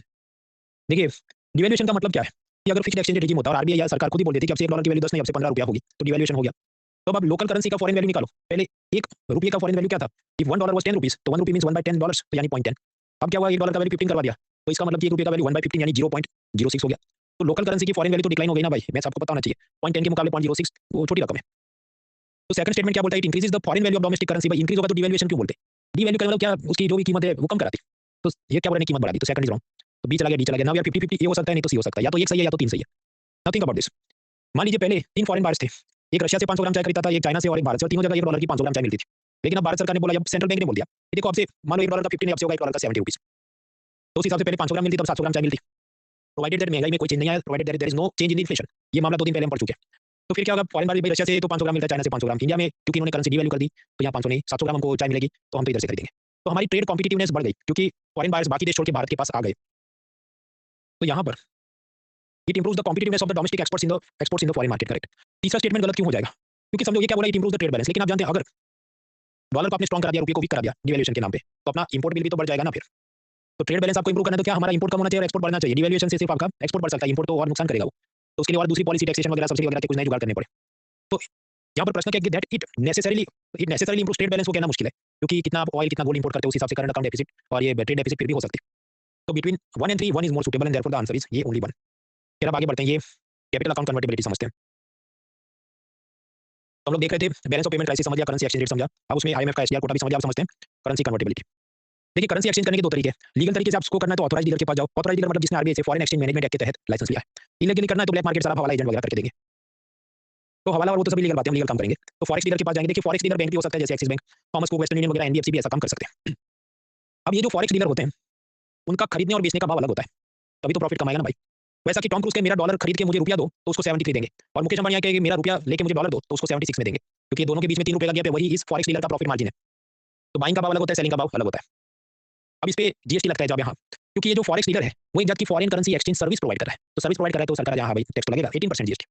लेकिन समझो पूरे ट्रांजेक्शन पे नहीं है कि 1 लाख रुपया कन्वर्ट किया तो 18,000 जीएसटी नहीं है, वरना इतना टैक्स तो कौन भरे भाई। तो उसमें कुछ ऐसे स्लैब्स होते हैं कि मान लो आपने 10 लाख रुपये रुपये में से डॉलर कन्वर्ट कराने गए, तो कहेंगे इसमें से 3,000 जो है उसके ऊपर 18% जीएसटी लगे, तो कितना 540 रुपये जीएसटी लगे। एक्जैक्ट रेट्स और स्लैब्स हम समझने नहीं बैठेंगे, पर सभी जनों बहुत ज्यादा भी नहीं लगाते, वरना तो कोई एक्सचेंज कराने नहीं जाएगा, वो सभी लीगल हवाला एजेंट के पास जाएंगे। यार अब यहाँ हमें समझना है कैपिटल अकाउंट कन्वर्टिबिलिटी। मान लीजिए बायजूस वो जाए सिलिकॉन वैली बैंक या कोई अमेरिकन बैंक के पास कि भाई मेरे धंधे में वांदे हो गए, मुझको $2 बिलियन और आप लोन में दे दो, एक्सटर्नल कमर्शियल बोरिंग दे दो, और फिर ये $2 बिलियन लेके मैं भारत आऊंगा और भारत में जिनसे लोन लिया है, जो ये सब सेल्समैन का सैलरी बाकी है, टीचर का सैलरी बाकी, सब मैं सेटल करूँ। तो मान लो वो ऐसे $2 बिलियन लोन लेके भारत में आता है, तो अब उसे डॉलर में से रुपया कन्वर्ट करना है, बराबर। तो वो जाए किसी फॉरेक्स डीलर के पास, सपोज बैंक ऑफ बड़ौदा के पास। तो बैंक ऑफ बड़ौदा कोई भी डीलर मना कर देगा कि देखिए मैक्सिमम एक कंपनी एक साल में 1.5 बिलियन $1.50 बिलियन ही कन्वर्ट कर सकती है रुपये में, उससे ज्यादा तुम नहीं कर सकते। ऐसा आरबीआई ने रूल बना के रखा है। आपके पास ये 2-4 जगह थोड़ा थोड़ा कन्वर्ट करा दे तो भाई हर जगह समझो कंपनी का पान कार्ड नंबर मांगेगा, तो वो सब उसके डेटाबेस में आ जाएगा, रेड फ्लैग हो जाएगा। फिर फीमा के तहत ईडी वाले डर लेंगे, इसलिए उनको बैंक वाले ऐसे लीगल काम में मदद नहीं करेंगे। तो ये आपने क्या बोल दिया कि देखो एक्सटर्नल कमर्शियल बोरोइंग मतलब मैं इसको बैलेंस ऑफ पेमेंट में कहाँ प्लॉट करता, कैपिटल अकाउंट के अंदर। उसमें भले इनको $2 बिलियन का लोन मिल गया, लेकिन वो उसको रुपये में कन्वर्ट नहीं कर सकते। तो यानी कि Indian rupees not fully convertible on the capital account transactions, क्योंकि अगर इंडियन रुपी फुली कन्वर्टेबल होता तो सारे के सारे $2 बिलियन को रुपये में कन्वर्ट करने की छूट होती, जो नहीं है, इसे हम कहेंगे Indian rupees not fully convertible on capital account transactions. ये याद रखना है। उसी तरह मार्क जकरबर्ग आ जाए कि देखिए मेरे पास बहुत डॉलर है और मुझे भी दुबई की करनी है, विमल कंपनी में मेरा एफडीआई करवाना है, आप $1 का रुपया करके दो, तो भी बैंक ऑफ बड़ौदा मना कर देगा कि भाई एक तो टॉपिक को कंपनी में फॉरेन इन्वेस्टमेंट अलाउड नहीं है, तो तुम ट्रांजेक्शन कर ही नहीं सकते, इलीगल है ये। तो यहाँ पर भी आप समझो एफडीआई मतलब क्या, कैपिटल अकाउंट ट्रांजेक्शन। तो क्या हर जगह कर सकता है? नहीं कर सकता। डॉलर का रुपया कन्वर्ट नहीं कर सकता, ये बोल के मुझे विमल बुटकी में डालना है। तो therefore again Indian rupee not fully convertible on the capital account transactions. उसी तरह मार्क जकरबर्ग वापस आ जाए कि ठीक है कोई नहीं, विमल नहीं खाना है, आज तक टीवी में मुझे 100% एफडीआई करना है, मेरे पास ये डॉलर से आप ले लो, रुपये में कन्वर्ट करो ताकि मैं ये खरीद लूँ। तो भी आप जानते हैं वो सब न्यूज़ टीवी चैनल में जो भी 49% से ज़्यादा एफडीआई नहीं हो सके या जो भी लिमिट्स है, यहाँ पर भी आप पाते हैं कि भले डॉलर रुपये में कन्वर्ट नहीं हो सकता। तो रिमेंबर कैपिटल अकाउंट ट्रांजेक्शन में is it possible to convert any quantity of currency into rupee, चाहे डॉलर या यूरो कुछ भी, मन चाहे उतना ट्रक भर के कर सकते हो, जब नहीं। Therefore Indian rupees not fully convertible on capital account transactions. Now what about current account transactions? ये कुछ चाय इंपोर्ट करना है, कुछ फैमिली को पैसा भेजना है रेमिटेंस में, तो इसमें दे देना जितना फॉरेन करेंसी लेके आओ, हम ट्रांजेक्शन आपको एक्सचेंज करके देंगे। तो मान लीजिए मुकेश अंबानी के देखो मुझे तो बाहर से क्रूड ऑयल मंगाना है, मेरे पास रुपया है, 50 करोड़ का डॉलर कन्वर्ट करके दो, ओके सर। 500 करोड़ का रुपये में से डॉलर कन्वर्ट करके दो, बैंक कहेगा ओके सर। और भी ज्यादा तो ओके सर। आपके पास भारत की बैंक थोड़ी डॉलर छाप सकते भाई, वो कहीं से जुगाड़ करके लाएगा ना, वो एजेंट है तो वो इधर उधर से लाएगा, आपको डिमांड पड़ेगी तो फिर महंगे में डॉलर बेचेगा वो, पर आपको दिलवा देगा। तो एनी क्वांटिटी ऑफ जो भी आपको है you can get it exchange. उसी तरह मान लीजिए कोई फॉरेनर है जो भारत से चाय खरीदना चाहता है, वो कहे मेरे $50 मिलियन को रुपये में कन्वर्ट कर दो, ये लोग कर देंगे, 500 मिलियन को कर दो, कर देंगे, कोई भी अमाउंट लेकर कर देंगे। एंड देयरफॉर वी से कि Indian rupee is fully convertible on current account transactions. In theory आपको रियल लाइफ में कुछ लिमिटेशंस और पाबंदियां होंगी, उस सब में नहीं जा रहे, पर एमसीक्यू के लिए याद रखना है कि करंट अकाउंट ट्रांजैक्शन जैसे इंपोर्ट एक्सपोर्ट रेमिटेंस, उसमें जितना पैसा वो सब कन्वर्ट करा सकते हैं। तो देखिए करंट अकाउंट ट्रांजैक्शन उसमें इंडियन रूपी फुल्ली कन्वर्टेबल है फॉरेन करेंसी में, लेकिन कैपिटल अकाउंट ट्रांजैक्शन जैसे एफडीआई लोन वगैरह में पार्शियली अलाउड है, फुल्ली तो अलाउड नहीं है। इसलिए Indian rupee is not fully convertible general sense में हम बोले तो, क्योंकि फुल्ली कन्वर्टेबल हो तो दोनों ही करंट और कैपिटल दोनों में ही कन्वर्ट होना चाहिए। इसलिए कहा जाता है कि हमें भविष्य में we need to do full convertibility of rupee. तो फुल कन्वर्टिबिलिटी ऑफ रूपी कब होगी? करंट अकाउंट में तो है ही, कैपिटल अकाउंट में सुधार करना होगा, सब बना लोन में जितना पैसा लाओगे एफडीआई का सब अलाउ करो, तब हम कहेंगे कि we have full convertibility of Indian rupee. लेकिन हमें ऐसा नहीं करना चाहिए, आरबीआई नहीं करने देगा, क्योंकि जिन जिन देशों ने ऐसा अलाउ किया था एकदम सब खुला छोड़ दिया था, वहां पर क्राइसिस हो गया। 1997 से पहले ये ईस्ट एशियन टाइगर इकोनॉमी से जो भी मलेशिया इंडोनेशिया वगैरह, इन लोगों ने full capital account convertibility allow की कि जितना लोन का जितना एफडीआई का जिसको जितना पैसा लाना है लाओ, हम कन्वर्ट कर देंगे डॉलर में से अपनी लोकल करेंसी में। फिर 1997 में उनके कार सेल्स डाउन हो गए, कार सेल्स कम हो गए तो स्टील इंडस्ट्री ग्लास इंडस्ट्री सब बर्बाद हो गए, और फिर उसके चलते शेयर बाजार गिर गया। शेयर बाजार गिर गया तो आप जानते हैं एफपीआई वाले किसी के सगे नहीं होते, वो तो भाग जाएंगे। तो फॉरेन इन्वेस्टर्स वो अपना हॉट मनी लेके भाग गए। अब स्वाभाविक है उसने जब बेचा होगा इंडोनेशियन कार कंपनी का शेयर, उसको मिला होगा इंडोनेशियन रुपया, उसको डॉलर में कन्वर्ट करेगा, भाग जाएगा, तो डॉलर की डिमांड बढ़ेगी। तो जो $1 पहले 2000 इंडोनेशियन रुपया का था वो सीधा $1 18,000 इंडोनेशियन रुपये का हो गया। अब आप सोचो कि तो जब इंडोनेशिया को बाहर से क्रूड ऑयल मंगाना है, मेडिसिन मंगाना है, फर्टिलाइजर मंगाना है, कितना महंगा पड़ेगा उसे, तो महंगाई बहुत बढ़ जाएगी, पब्लिक हाहाकार मचा देगी, सरकार गिर जाएगी, दंगे हो जाएंगे। आप कहते हो कि सेंट्रल बैंक ने जाके सब डॉलर अपने फॉरेक्स रिजर्व से क्यों नहीं, भाई इतना सारा डॉलर कौन दे सकता है? तो इस कारण से 1997 में ये ईस्ट एशियन टाइगर इकोनॉमिक्स में क्राइसिस आई। उसके एक साल बाद 1998 में आप देखो क्या होगा, बर्बाद हो गए होंगे सब। उनका जीडीपी ग्रोथ मतलब पिछले साल के मुकाबले और कितना ज्यादा प्रोडक्शन किया तो नेगेटिव हो गया, कि मतलब थाईलैंड पहले 100 रुपए का प्रोडक्शन करता होगा तो कितना 91 का ही किया, -9% growth rate. South Korea, Malaysia, Indonesia सब बर्बाद हुए। जबकि उसी साल हम देखें भारत और चीन का ग्रोथ रेट 5 to 7% था, क्योंकि हमने ये सब होशियारी नहीं मारी थी, हमने फुल कैपिटल अकाउंट कन्वर्टिबिलिटी नहीं की थी, and therefore we should not do it. फिर 1997 में आरबीआई ने कमिटी बनाई ऐसे तारापुर कमिटी, और उसको पूछा कि क्या हमें फुल कैपिटल अकाउंट कन्वर्टिबिलिटी कर देनी चाहिए कि सबको दे देना, सब एफडीआई लोन जितना पैसा लाना ला सकते हैं। तो तारापुर ने कहा अभी हमारी इकोनॉमी की बुनियाद बहुत मजबूत नहीं है, the foundation of our economy is not very strong. भविष्य में जब हो जाए तब हम देखेंगे, मतलब स्ट्रांग इकोनॉमी की फाउंडेशन है ऐसा कब बोल सकते हैं, जब आरबीआई के पास इतना फॉरेक्स की 6 महीने का इंपोर्ट का सारा बिल चुका सके, तो उतना तो पैसा है, $650 बिलियन फॉरेक्स रिजर्व है। जब अपनी फिस्कल डेफिसिट 3.5% से कम हो तो इतनी है क्या, याद करो कितना था, 4.4%, तो नहीं है, मतलब इकोनॉमी की बुनियाद स्थिर नहीं है। महंगाई 3 से 5% में होनी चाहिए। अब वो तो कानून बना दिया है मॉनेटरी पॉलिसी के अंदर 2 to 6%, पर 2022 ऐसा गया 6% से ज्यादा महंगाई था, तो बुनियाद अपनी स्ट्रांग नहीं है। और भी सब टेक्निकल चीजें थी, जैसे बैंकों का बैड लोन या एनपीए 5% से कम होना चाहिए। अब सारा डेटा हम नहीं चेक करें, सफिशिएंट टू नो कि तारापुर ने बोला था इतना इतना कंडीशन फुलफिल हो तो हम मानेंगे कि इंडियन इकोनॉमी स्ट्रांग है, और जब स्ट्रांग हो जाए तब हम full capital account convertibility allow करेंगे। तो स्वाभाविक ये तो होने से रहा, तो इसलिए वो भी नहीं होगा कभी। आखिर इतना पुराना तुम क्यों पढ़ाते हो? समझो यही उसका फाउंडेशन है, उसके ऊपर कुछ हुआ ही नहीं। जब भी दो हिंदू वाला कॉलम लिखेगा तो हाँ तारापुर ये बोल के गया था, उसके बियॉन्ड कुछ हुआ ही नहीं। हालांकि over the period of time RBI थोड़ा लिबरलाइज कर रही है कि जैसे एक जमाने में मान लीजिए बैंक ऑफ अमेरिका से रिलायंस को लोन मिला, उसको रुपये में कन्वर्ट करना है, एक जमाने में मैक्सिमम लिमिट थी $750 मिलियन, अब वो बढ़ा के $150 बिलियन की, तो थोड़ा रिलैक्स तो कर रहे हैं कि पहले से ज्यादा डॉलर सब लोन में लेके आ सकते हैं, इट इज अलाउड। तो रिलैक्स किया, पर 100% तो जिंदगी में करेंगे नहीं, ऐसा मुझे नहीं लगता, खासकर ट्रंप और आजकल जैसे उथल पुथल चल रही है। अब रियलिटी में आरबीआई ने थोड़ा और लिबरल किया, जिसको हम कहते हैं LRS scheme, liberalised remittance scheme. Liberalised remittance scheme ऐसा है कि कोई भी व्यक्ति भारत में से मैक्सिमम $2.50 लाख हर साल बाहर ले जा सकता है। फिर आप उसका जो करो आपकी मर्जी है, उसका आपको शेयर खरीदना है, बॉन्ड खरीदना है, गोल्ड खरीदना है, बच्चों का एडमिशन करना है, जो करना है। करंट अकाउंट और कैपिटल अकाउंट दोनों ट्रांजैक्शन में आप यूज कर सकते हैं। हर साल क्या कर सकते हैं, मैक्सिमम 2.50 लाख मतलब $2.5 लाख, और उसके प्रोपोर्शन में रुपया आपका हो उतना रुपया कन्वर्ट करके भारत के बाहर ले जा सकते हैं, उससे ज्यादा नहीं ले जा सकते। कंपनियों के रूल्स अलग होंगे, हम इंसानों की बात करें। अब समझो ये जो बॉलीवुड स्टार्स हैं वो क्या करेंगे, अपने जीजा साला जमाई ड्राइवर के नाम पे, मतलब मैं 4 लोग लेके आऊं तो मैं कितना $2.5 लाख एक आदमी ले जा सकता है, तो 4 लोग कितना $10 लाख, और उसका हिसाब से क्या जो भी 85 लाख या 8 करोड़ जो भी हो, उतना मैं बॉलीवुड हीरो हूं बाहर भेज दूंगा, और फिर मॉरिशस के अंदर अपनी एक शेल कंपनी खोलूंगा, फिर उसी शेल कंपनी के द्वारा भारत में फिर से इन्वेस्ट कर दूंगा, ताकि आप जानते हो कैपिटल गेन्स टैक्स नहीं भरना पड़े because of double taxation avoidance agreement या राउंड ट्रिपिंग, जो हम पिलर 2B में देख चुके हैं। तो ये सब वो कर रहे थे, ये लिबरलाइज्ड रेमिटेंस स्कीम का मिसयूज करके ये लोग भारत से रुपया डॉलर में कन्वर्ट करके विदेशों में भेजते थे, फर्जी कंपनी बना के वापस इन्वेस्ट करते थे और डबल टैक्सेशन अवॉइडेंस एग्रीमेंट का फायदा उठाते थे। तो पनामा पेपर्स में ये सब मतलब ये वो जो भी स्टिंग ऑपरेशन या एक्सपोजर था उसमें ये पता चला। तो उसके बाद बजट क्या करेगा, ये जो पूरा ट्रांजैक्शन हो रहा है उसमें कुछ टीसीएस टैक्स कलेक्टेड सोर्स से रूल्स बनाए ताकि ट्रैक किया जा सके कौन कितना पैसा कर रहा है कन्वर्ट, वो एग्जैक्ट रूल्स क्या हम पढ़ने नहीं बैठेंगे। और ये जो एलआरएस स्कीम है समझो वो जब भी आए तो समझ लेना ये इसके आगे पीछे की नेगेटिव बातें होंगी, बॉलीवुड स्टार जो धंधे करते हैं।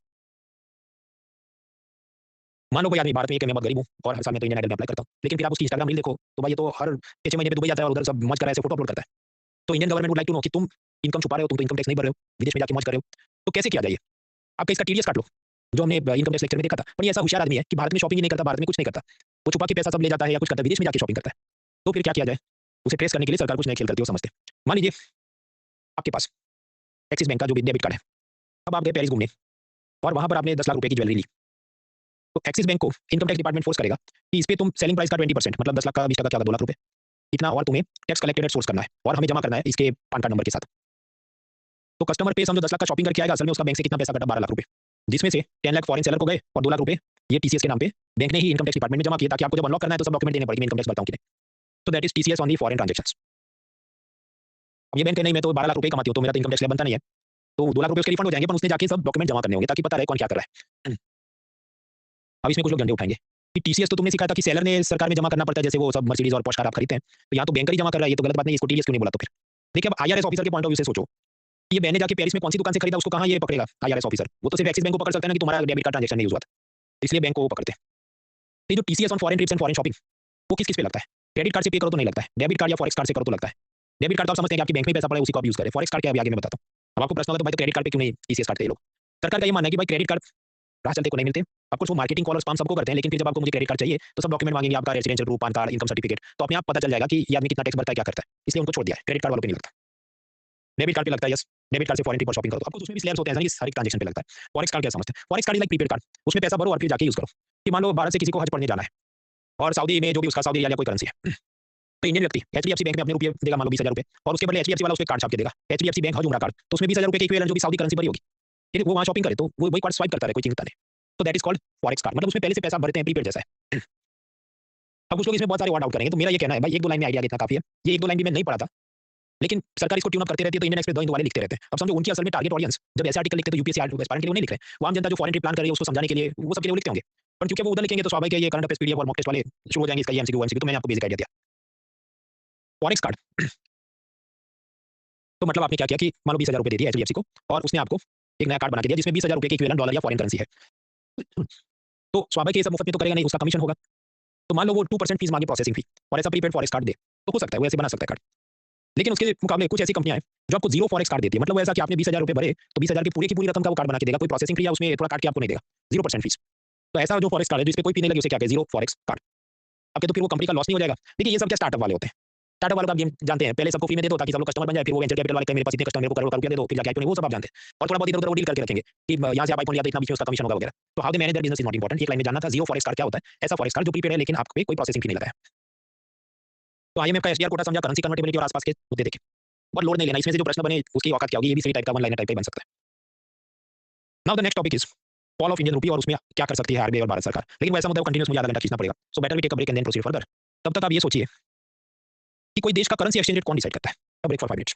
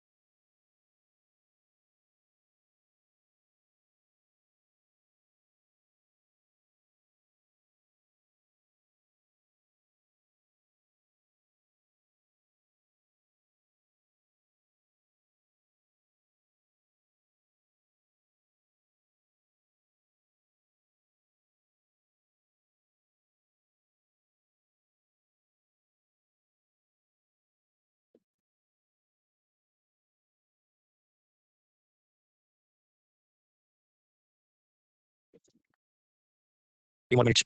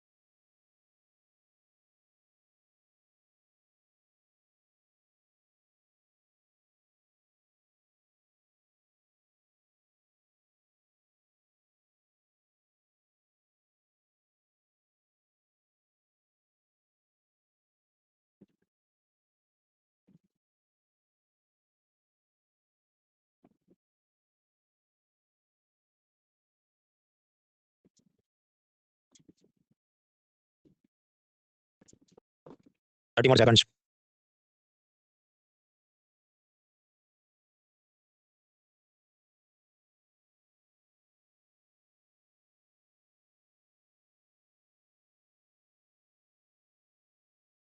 हाँ, तो मेरे को क्या लगता है ABCD में से कौन डिसाइड करता है? Voting time starts in 3 2 1 start.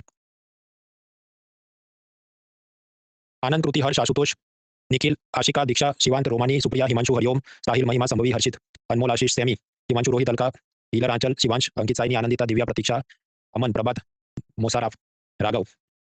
फिर Abhishek, Haraben, Chhavi, Amar, Abhisha, Isha, Utkarsh, Saraswati, Om, Alfred, Adarsh, correct answer. देखिए वर्ल्ड बैंक तो डिसाइड करती है, वर्ल्ड बैंक का काम क्या है, गरीब देशों को लोन दो, तो वो तो करेंसी एक्सचेंज में आए किधर, तो वन इज रॉन्ग, तो ये चला गया, डी चला गया, तो नाउ यार 50-50 आंसर कुड बी बी और सी। अभी what about second statement, demand for goods and services provided by a country, correct. Saudi riyal, $1 का 4 सऊदी रियाल आता मान लो, $1 का 6 युआन आता है, $1 का 72 रुपया, अब तो 85 हो गया। तो डे 1 को या डे 0 पर सब करेंसी का मान लो 1:1 रेशियो पे चल रहा था, $1 का 1 रुपया, $1 का 1 युआन, $1 का सब। तो अभी बढ़ते-बढ़ते हम इतने पीछे क्यों गिर चुके हैं? क्योंकि हमारे पास इतना सामान ही नहीं है जो अमेरिका खरीदने की चाहत रखे, मुकाबले इसके कि चीन वालों के से वो कितना खरीदेंगे। तो demand for goods and services provided by country उस हिसाब से डिसाइड होगा, यस। एज अ रिजल्ट आप पाएंगे कि कुछ देशों की करेंसी और ज्यादा गिर जाएगी, जैसे वो क्या हुआ पाकिस्तान का, याद करो $1 का कितना 150 पाकिस्तानी रुपया आता था, फिर 300 हो गया, क्यों? पाकिस्तान का माल कोई खरीदना ही नहीं चाहता, तो स्वाभाविक गिर जाएगा। तो second is correct, so therefore the out of this things, देखिए ए और डी तो चला गया, तो हम 50-50 थे, बी या सी में से। तो क्योंकि सेकंड स्टेटमेंट तो करेक्ट है ही, इस कारण से फाइनल आंसर क्या होता है 2 एंड 3, क्योंकि एलिमिनेशन मेथड से 2 एंड 3 हो जाएगा। इसका मतलब third is also correct, stability of the government concern, yes. इसी कारण शायद पाकिस्तान और श्रीलंका की करेंसी बर्बाद होती रहती है, क्योंकि सरकार कौन आएगी क्या करेगी कोई जानता नहीं।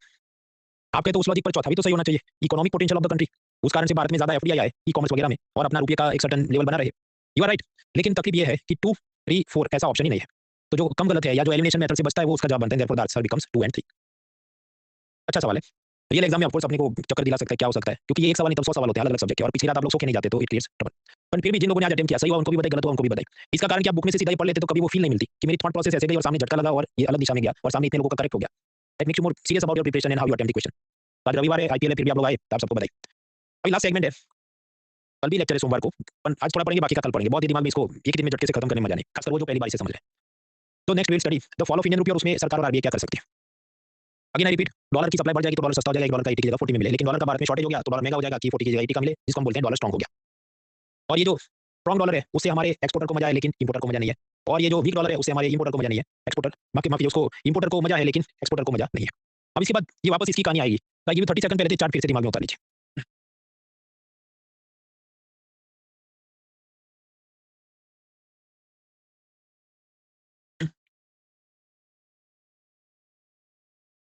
ओके, अगेन आई रिपीट, देखिए हर साल 1-2 रुपया डॉलर के मुकाबले जो भी वीक होता है, तो आरबीआई को बहुत चिंता नहीं होती, पर अचानक से फिर 65 का 74 हो जाए तो आरबीआई उसमें इंटरवीन करने की कोशिश करती है।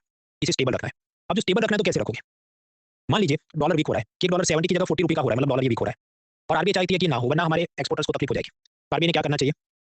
डॉलर की सप्लाई कम करनी चाहिए, डॉलर की शॉर्टेज क्रिएट करानी चाहिए, क्योंकि ऑनियन का शॉर्टेज क्रिएट करा दिया तो ऑनियन महंगा हो जाएगा, तो आप चाहते डॉलर महंगा हो जाए, तो आपको डॉलर की शॉर्टेज करानी होगी। या रिवर्स ये कर दो कि रुपये का सप्लाई बढ़ा दो, ताकि रुपये का वैल्यू डॉलर के मुकाबले ऐसा हो जाए कि वो नीचे गिर जाए। तो अगर इस साइड जाने से रोकना है, आरबीआई को ये करना चाहिए। What about the other side, कि मान लीजिए डॉलर स्ट्रांग हो रहा है, $1 का 70 हो गया, 80 हो गया, 85 हो गया, आरबीआई इसको रोकना चाहता है, तो आरबीआई को क्या करना चाहिए? पहला, ऑनियन महंगा हो रहा है तो ऑनियन का सप्लाई बढ़ाओ, सॉल्व करने के लिए, डॉलर महंगा हो रहा है, डॉलर का सप्लाई बढ़ाओ। या अब ये करो, रुपये का सप्लाई कम कर दो, ताकि इक्विलिब्रियम ऐसा हो जाए कि वो यहाँ से यहाँ वापस आ जाए। इसके बाद और ऐसे एग्जांपल चढ़ेंगे, तो again I give you 30 second, पहले ये लॉजिक दिमाग में उतारिए, क्योंकि जो भी एमसीक्यू बनते हैं इसके आसपास बनते हैं।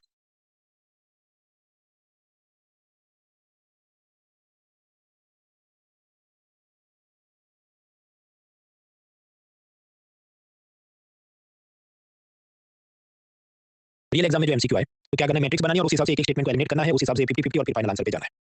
अब हम एक केस स्टडी लेते हैं 2018 की, मतलब उसका वो पूछेगा ऐसा नहीं, हम सिर्फ सिद्धांत समझ रहे हैं, तो कंसेप्ट समझ रहे हैं, फिर जो पूछे उसको टिक कर देना है। अब देखो 2018 में ऐसा हुआ, $1 63 रुपये का था, फिर अचानक से 74 का हो गया, मतलब हाहाकार मच गया, इतना ज्यादा एक्सचेंज रेट जनवरी से अक्टूबर में चेंज हो गया, तो स्वाभाविक है आरबीआई ने आके कुछ करना पड़ेगा। तो क्या किया जाए, मतलब व्हाट इज हैपनिंग, ये सीन बन रहा है कि dollar is getting too much strong, 70 का 80 हो गया, भारत के एक्सपोर्टर मौज में आ जाए, अपन इंपोर्ट करेंगे मेडिसिन, फर्टिलाइजर, क्रूड ऑयल, तो तकलीफ हो जाएगी। तो we have to stop this, how can we stop this? एक तरीका हो सकता है कि हम डॉलर सप्लाई को बढ़ाएं, तो फिर सस्ता हो जाएगा ना, डॉलर को अगर सप्लाई भारत में बढ़ गया तो डॉलर सस्ता हो जाए। तो एक तो आरबीआई ने ये किया कि अपनी तिजोरी से $75 बिलियन मार्केट में बेच दिए ऑथराइज डीलर को, ताकि डॉलर का इतना सप्लाई भारत के फॉरेक्स मार्केट में बढ़ जाए, ताकि थोड़ा स्टेबल हो जाए, तो समझो 74 का फिर वो जो भी 71 हुआ होगा, तो that is one way to settle it. लेकिन स्वाभाविक है आरबीआई की फॉरेक्स में इतना भी पैसा नहीं कि वो पूरा दिन यही करता रहे, so there is a limit to how much we can fix this. दूसरा, तो अपनी फॉरेक्स रिजर्व से तो हम बहुत ज्यादा पैसा निकाल नहीं सकते, हमने बाहर से डॉलर को अट्रैक्ट करना होगा to stabilise this exchange rate. अब उसके वास्ते आरबीआई क्या क्या करा सकता है कि जैसे फॉरेन पोर्टफोलियो इन्वेस्टमेंट, वो आप जानते हैं शेयर्स में भी खरीद सकते हैं, बॉन्ड में भी खरीद सकते हैं, तो बॉन्ड में कितना खरीद सकते हैं, कितना परसेंटेज, कितना डॉलर क्या इक्विवेलेंट, वो सबको आरबीआई ने लिबरलाइज करवाया, ताकि और फॉरेनर्स भारत के बॉन्ड बाजार में इन्वेस्ट करें, ताकि उस बहाने भारत में डॉलर्स आए।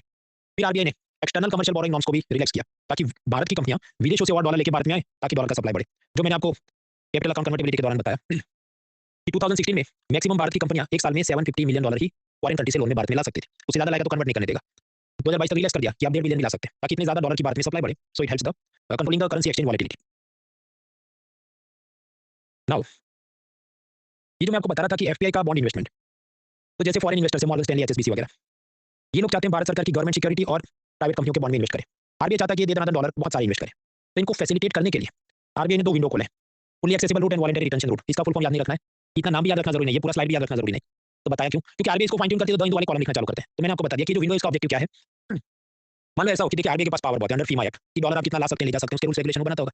अब इन सबको ये कह रहा है देखो तुम ये वाले विंडो से मुझे अप्लाई करो, तो मैं तुमको बहुत सारा लिबरल रखूंगा कि 3-3 महीने पे आपने अपना रिपोर्ट में देना, 6 महीने पे देना, आपको ये करेंगे, वो करेंगे, जो भी technical rules are not important. Sufficient to know कि ऐसे विंडोज बना के उसमें सब लिबरल करके भी आरबीआई भारत में और डॉलर्स मंगवा सकता है। एक एफपीआई गवर्नमेंट सिक्योरिटी कितना इन्वेस्ट कर सकता है? 10%, 10 बिलियन कितना? इसका कोई फिक्स लिमिट शाश्वत नहीं है। लॉन्ग टर्म का नहीं होता। वो मतलब समझो आरबीआई 2-2 3-3 महीने में फाइन ट्यून करता है। वो आरबीआई देखता है कि मुझे बॉन्ड यील्ड कैसे मैनेज करना है, डॉलर फ्लो कैसे मैनेज करना है, ओपन मार्केट ऑपरेशन का गेम खेलने के लिए कितना मार्केट में होना चाहिए। तो वो अलग-अलग टाइम पे बदलते रहता है। इसलिए एफपीआई का बॉन्ड या गवर्नमेंट सिक्योरिटी में इन्वेस्टमेंट का क्या लिमिट है, वो हम याद करने नहीं बैठेंगे। क्योंकि समझो यूपीएससी भी एमसीक्यू बनाएगी, उसका खुद का जवाब गलत हो जाएगा, ये डेटा चेंज होते रहता है। What else we can do to attract more dollars to India? कोई भारतीय व्यक्ति विदेश में पैसा भेजना चाहता है, तो फीमा एक्ट लगता है और उसमें भी हमने देखा कि कैसे $2.5 लाख तक तो आप भेज सकते हैं, कोई चिंता नहीं। एलआरएस स्कीम देखा, लिबरलाइज्ड रेमिटेंस स्कीम। तो अगर भविष्य में आरबीआई उसको कुछ फाइन ट्यून करे तो उसपे भी कदम उठाए जा सकते हैं। दूसरा, import export, FDI, FPI, external commercial borrowing, इसके नाम पे कितना डॉलर ला सकते हैं, कितना रुपया ले जा सकते हैं, वो सब फीमा एक्ट के तहत आरबीआई डिसाइड करे। ऑफ कोर्स एफडीआई की लिमिट भारत सरकार डिसाइड करे, पर उसमें भी आरबीआई को अपनी तरफ से फीमा में बोलना पड़ेगा इतना डॉलर आप ला सकते हैं। तो ये तो हो गया, चलो फीमा एक्ट है, उससे ये current account, capital account transaction का कुछ बात है।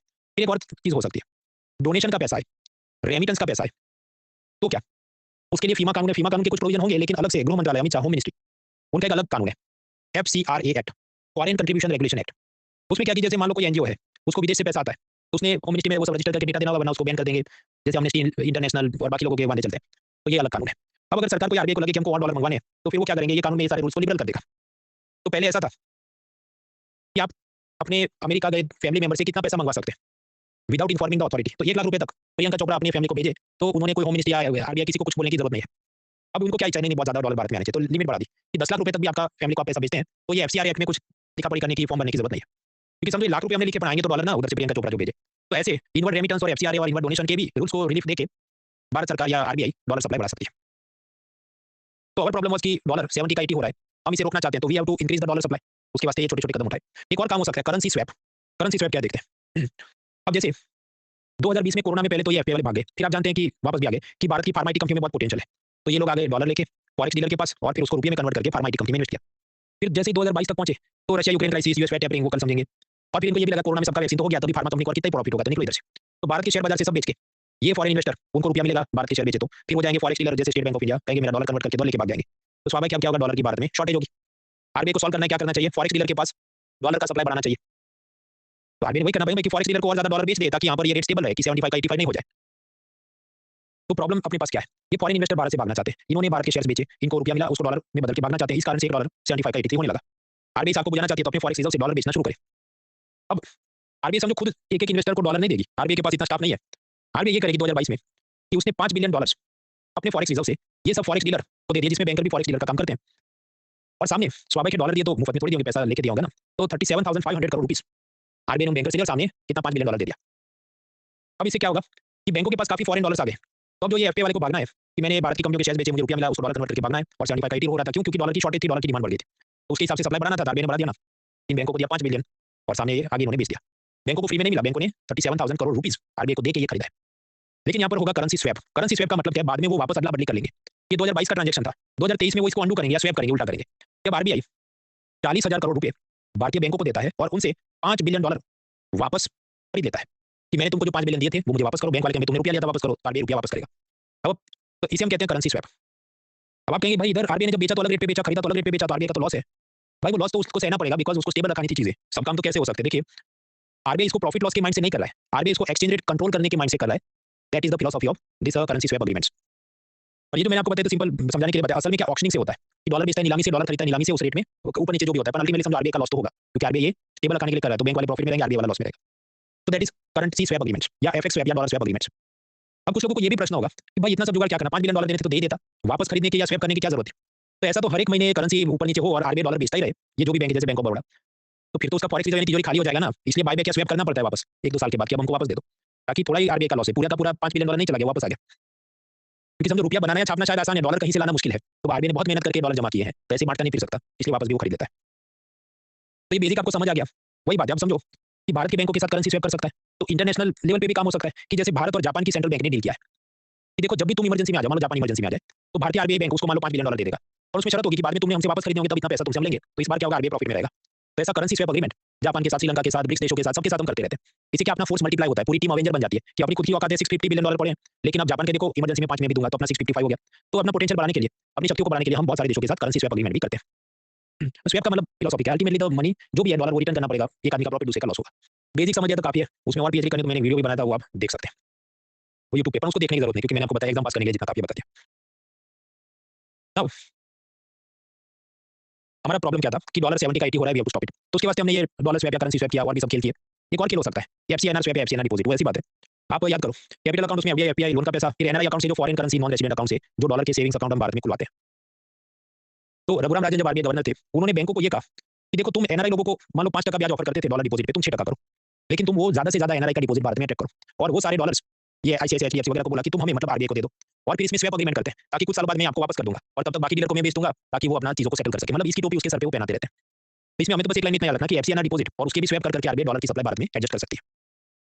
वैसी बात है कि मान लो कमला हैरिस को जो पैसा भारत के बैंकों में सेव करे, आरबीआई उसको ले ले, फिर आरबीआई एक्सिस बैंक को दे दे, एक्सिस बैंक जो एफपीआई वाला भाग रहा है उसको वो दे दे और फिर इनका स्वैप एग्रीमेंट होगा कि 5 साल बाद ये वापस आरबीआई कहीं से खरीद के लाएगा और इसको देगा और ये कमला हैरिस को देगा। ये सब इसके अंदर आरबीआई का यूजुअली लॉस होगा, क्यों? आरबीआई सिस्टम सेटल करने के लिए कर रहा है तो वो उसको लॉस झेलना पड़ेगा। तो दैट इज एफसीआईएनआर या foreign currency non resident account के स्वैप्स। अब ये आप समझो जो एफसीआईएनआर डिपॉजिट आया, तो आप जानते हैं डिपॉजिट है तो इस पे 4% सीआरआर और 18% एसएलआर लगना चाहिए, जो भी कमला हैरिस ने डॉलर्स भारत के बैंक में सेविंग्स में डाले। ऐसा हम पिलर 1 ए 2 में पढ़ चुके हैं मल्टीपल पॉलिसी में। लेकिन अगर ऐसा करवाया तो आरबीआई को डॉलर जितने सारे ले लेने हैं और आगे एक्सिस को देने, जिसको आगे एफपीआई वाले को देने, वो गेम में रुकावट आ जाएगी। डैम का फाटक पूरा खोलना है, सब बीच-बीच में रोकना नहीं है इधर। आरबीआई का चिंता मत करो, ये सब सीआरआर एसएलआर नहीं मानेंगे हम, अगर डॉलर डिपॉजिट है तो।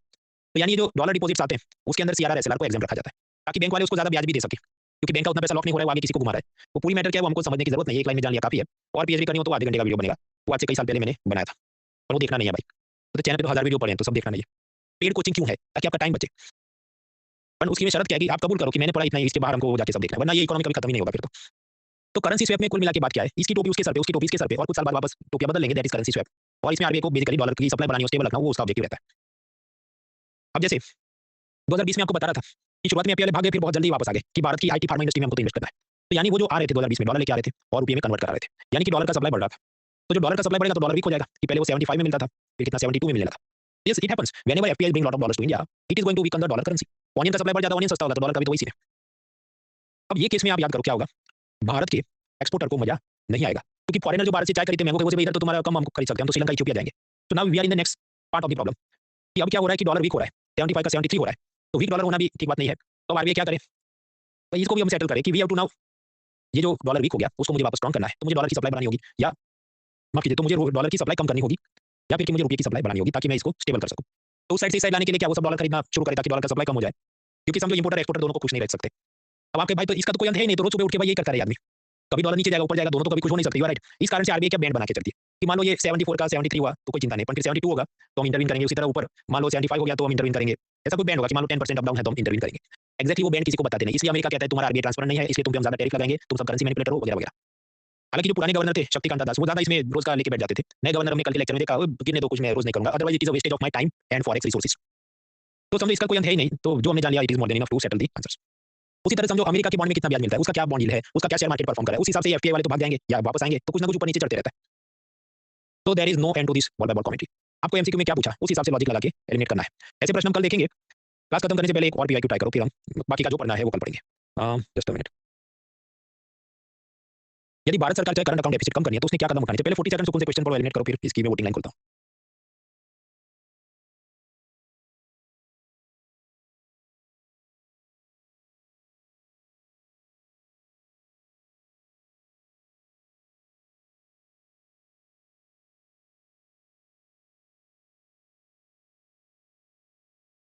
हाँ तो मेरे आपको जो भी ठीक लगे, voting line timer starts in 3 2 1 start. शिक्षा हुमायूं प्रिंस अमन रूपक बीनल उत्कर्ष केशव राजदीप वैभव मिथुन सत्येंद्र यश सौरभ सविता आशुतोष परमजीत निशिता समृद्ध निलय कीर्तन राजेश प्रशांत साई रोमी टुबी हया दिव्या तिक Chandan Anchal Mukta Ankit Saini Abhishek Chhavi Avish Alfred Utkarsh Harsh Amar Ashutosh Sargam Ved and others correct answers. इसमें एलिमिनेशन मेथड से जाना पड़े और फिर जो कम खराब जवाब है we have to take it. अब आप देखिए, डीवैल्यूइंग द डोमेस्टिक करेंसी मतलब अगर फिक्स्ड एक्सचेंज रेट रिजीम होता और सरकार कहती थी कि अब से $1 का 70 नहीं, अब से $1 का 100 रुपये होता, तो स्वाभाविक है फॉरेन लोग जो भारत से माल खरीदते थे उनकी मौज हो जाएगी कि अब यहाँ से हम ज्यादा क्वांटिटी में tea mangoes everything we can buy, तो हम रशिया और चाइना से नहीं खरीदेंगे जो हमने आगे देखा, हम तो भारत से खरीदेंगे क्योंकि यहाँ पर हम ज्यादा जत्थे में माल खरीद सकते हैं। तो इस लॉजिक पर devaluation of the currency, yes उससे क्या होगा, हमारे एक्सपोर्ट बढ़ सकते हैं, तो करंट अकाउंट डेफिसिट कम हो सकता है, ये बात हुई। तो first statement it says that devaluing the currency it can help yes. Second क्या कहते हैं, reduction in the export subsidy. भाई एक्सपोर्ट बढ़ाने तो एक्सपोर्टर को सब्सिडी देना होगा ना, तभी करंट अकाउंट डेफिसिट कम होगा। कि जैसे वो जो भी रोटेप स्कीम वगैरह में बाबा रामदेव ने जो नूडल्स बना के भेजे तो डीजल का एक्साइड ड्यूटी माफ करते हैं, ये सब सब्सिडी देना पड़ेगा, नहीं तो फिर हमारे नूडल्स महंगे हो जाएंगे तो अमेरिका वाले चाइनीज नूडल्स खाएंगे। तो बिना सब्सिडी के तो अपना माल महंगा हो जाएगा ना एक्सपोर्ट में, तो कोई खरीदेगा नहीं, then export will not improve, then current account deficit will not be solve. तो इसलिए reducing the export subsidy can not help, मतलब वो रॉन्ग स्टेटमेंट है। यदि सेकंड रॉन्ग है तो जहाँ दिखे उड़ा दो, ए चला गया, बी चला गया। अब जो बचा उसमें क्या है, सी ऑप्शन है और डी ऑप्शन है। लेकिन हमने देखा फर्स्ट स्टेटमेंट तो करेक्ट है, तो उस हिसाब से एलिमिनेशन मेथड से क्या होना चाहिए, डी जवाब होना चाहिए, क्योंकि ऐसा तो एक ही बचा ना, तो डी। आपके अपन इसमें डी में तो 3 भी करेक्ट हो जाता है, adopting suitable policy to attract FDI and FII. वो शायद एग्जामिनर ऐसी बीरबल की खिचड़ी पका रहा था कि देखो जो एफपीआई आएगा वो कैपिटल लेके आएगा, जो एफडीआई वॉलमार्ट वाला आएगा वो कैपिटल टेक्नोलॉजी लेके आएगा, मैनेजमेंट स्किल लेके आएगा, उसके चलते अपने प्रोडक्ट की क्वालिटी इंप्रूव होगी and then it can help reducing the current account deficit. Otherwise तो आइडियली आंसर क्या होना चाहिए, ओनली वन। ओनली वन जैसा ऑप्शन है नहीं, सी में ओनली 3 है, तो फिर हमें कम खराब जवाब जो पसंद करना है दैट बिकम्स डी। तो हाँ, जवाब क्या बनेगा, D 1 and 3 only. Crazy question. अब कुछ लोग इसमें ये कहेंगे कि देखो सरकार करेंसी को डिवैल्यू थोड़ी कर सकती है, आरबीआई ही डिवैल्यू कर सकती है क्योंकि वो सब आरबीआई के अधिकार में आता है, राइट। पर तकलीफ ये है कि फिर आप ये कहोगे कि ये भी गलत है, पर ऑफिशियल आंसर की तो ये कहती है कि आंसर इज डी। मतलब आप ये कहो कि सरकार तो डिवैल्यू नहीं कर सकती, इसलिए आंसर सी होना चाहिए, पर ऐसा एग्जामिनर नहीं सोच रहा है। तो समझो ये आरबीआई कर सकता है, वो गवर्नमेंट कर सकता है, ऐसी फाइन लाइन वो लेवल का वो नहीं पूछता जब उसका मेन टारगेट ये है कि करेंसी एक्सचेंज का ऊपर उसका लाइट वो थ्रो कर रहा है, not only technicalities of who can do it और कैन नॉट डू इट। इसमें से क्या बोल दिया, इसमें से और इसके पहले वाले में से भी कि सीधा टिक नहीं करना है, एलिमिनेट करना है कि मुझे पक्का पता है ये गलत है, उस हिसाब से ये चला गया। Now out of this I will pick up the less bad answer. Perfect answer तो है नहीं, लेस बैड जो कम खराब है वो मुझे पसंद करना है। ऐसे और भी सवाल है वो हम कल ट्राई करेंगे। देखिए कल हमको आगे और समझना है डॉलराइजेशन, डीडॉलराइजेशन क्या, नॉस्ट्रो क्या, युआन और quantity raising fat tapping need वगैरह समझना, परचेजिंग पावर पैरिटी। आप भी खींच के कर सकते हो ऐसा कि फिर आप 45 मिनट 50 मिनट खींचो, और उसमें भी जरूरत तो पहले कि आप इतना एब्जॉर्ब करो फिर वो आप एप्रिशिएट कर पाओगे। इसलिए सोमवार को भी मैंने क्लास रखा है, उसमें हम देखेंगे। दूसरी बात एज यूजुअल ये हो सकता है देखो बुधवार को एक टेस्ट हो और मंगलवार को एक टेस्ट हो, क्योंकि ये 2-3 हैंडआउट हो गए ना, तो 2 टेस्ट मुझे करनी पड़े। तो आप ये भी मतलब रिवीजन कंप्लीट करना, वरना सीधा मंगलवार टेस्ट आ जाएगा। तो लेंडर क्लास ये सब आप कंप्लीट करें, कल रात मिलते हैं वापस, सोमवार को भी अपनी क्लास है। All the best.